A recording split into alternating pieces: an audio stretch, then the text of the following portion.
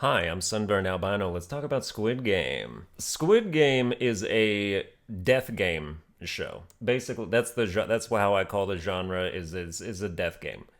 Death games, I'm a big fan of death games. I like the genre. I like Danganronpa, Zero Escape, things of that nature from the gaming sphere. Squid Game is obviously a TV show on Netflix, but if you like death games, you probably heard of those two other things as well. So, I think death games are really fun and interesting. The thing about this particular death game is that it combines the youthful innocence of children's games and then just kind of, layers on top of that some screaming bloody murder. It's fun. It's a good time. The vast majority of the show does take place in the game, which is what you want if you're watching a death game. You want to see the game. You don't really care too much about the outside stuff that like made people join the game. It's necessary for background just to keep people who be like, well, why don't they just leave? Like just to have them satiated with the reasons that you got to set up for that. You put in the background, but it's still good to just spend as much time in the game as possible. And Squid Game is cool because in addition to the game itself, there's also underlying plot developing with the behind the scenes of the game, and so you get to sort of see the whole production on two different fronts like that. You've got the game itself as being seen to completion by the people playing it and the people running it, and then behind the scenes you've got like some other stuff going on, like maybe somebody's trying to sabotage the game. It's good to get that multi-pronged perspective when it comes to a death game like this. You do want to see it from multiple angles. And as far as the games themselves go, the games themselves as entertainment spectacles are very good. Pretty much all of them, although the second one is, just kind of people sitting around doing something. Every other game has like those real stakes and it's really action oriented, and there's strategy that takes place, and the game does a really good job of playing like the mind game portion of stuff as well. If we want to get into something I didn't like, I'll do a quick little spoiler thing here. When you see the word go away, if you're like highlighting over the preview, that's when you'll know that I'm done talking about it. But the first thing that I really didn't like is like somewhere in episode 3 or 4 when they have like the mass murder thing during Lights Out, where they just let everybody kill each other like all night. I think that really cheapens the whole integrity, shall we say, as much integrity as there can be in a murder game, of the game. Just like the once it became that now it's not about who wins the game necessarily. It's just about who can kill everybody else. I feel like that really takes the sportsmanship out of it. You know what I mean?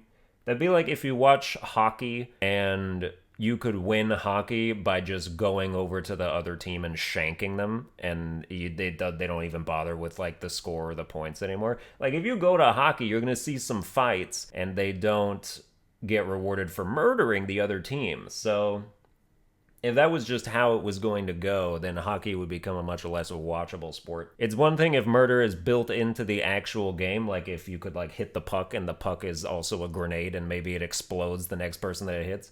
That's one thing. That's gamey. That's a bit sportsmanlike. But if after the game is over you just go over and shank the other team, then that's not really satisfying as a conclusion. I really just didn't like that. That really soured me on sort of not really the whole rest of the experience, but just like the whole rest of the experience conceptually as like a supposedly fair game. And it's also the fact that you can kill people in the game outside of the game is also just sort of convenient with the way the numbers worked, because they like before the murder night started, they were at like some sort of odd number of players, and then they killed 27 of them and they went down to exactly 80 people, which that's exactly how many players we needed to have an even number of 10 teams in the tug of war game coming up next. And it's like that's a bit convenient. All right, back outside of spoilers now. I want to say that my favorite moment of the show, and no doubt the episode that I see most people talking about, is the one with the marbles.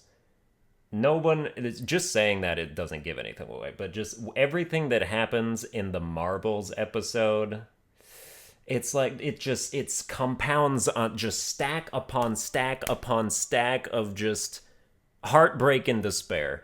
It is an absolutely masterful episode. One of the best episode. It's the best episode of Squid Game, but it's one of the best sequences of pretty much any death game type of show or game that I've ever seen or played. So that is absolutely astounding, just what was done in that episode. There were some other things I didn't really like the ending that much. I won't actually talk about the ending, but the reveals is just kind of like, it's just kind of whatever. You know, the real circumstances surrounding the game and like why it takes place. I just feel like that's really not, like, that's just something you could have implied to yourself as you watched it. It didn't really need to be told to you. And the fact that it's told to you makes for kind of just a shitty ending that's like, yeah, I kind of already figured that. Why did you over explain it? But as far as Squid Game as a whole goes, because this show is Korean, and so they do like a bunch of Korean games in the show. They also do like international games like Red Light, Green Light. We have that over here, obviously. Other game and Tug of War, those are pretty cross cultural. But I would watch a Squid Game of like every country slash culture that wanted to do it. I think they should all make their version of Squid Game. I will happily watch every single one of them.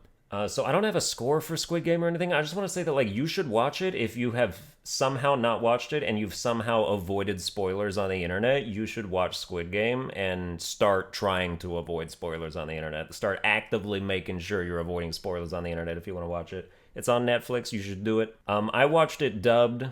I think the dub is fine. I know a lot of people will say that it sort of cheapens it, but I like the dub because the main guy is voiced by the main character in AI Somnium Files, and I recognized the voice right away, and I was like, oh, I gotta watch the dub. It's just fun. He's just standing there like, a man has died over there! A man is dead over there! Are you guys gonna do anything? A man has died! You know, like, hey, old man, thanks so much. So I like the dub. So I think the dub is enjoyable if you don't want to read. And there are some certain instances where the subtitles probably would have given away a pivotal moment if you read it before you actually saw it happen on screen. So I think the dub is fine. The characters are all like really well cast. But yeah, Squid Game is really good. Really recommend you watch that. So go for it. And that has been Sunburned Albino talking about Squid Game. To no actual effect, really, or for no conclusion. Just, watch it, it's fun. I hope they do more of them.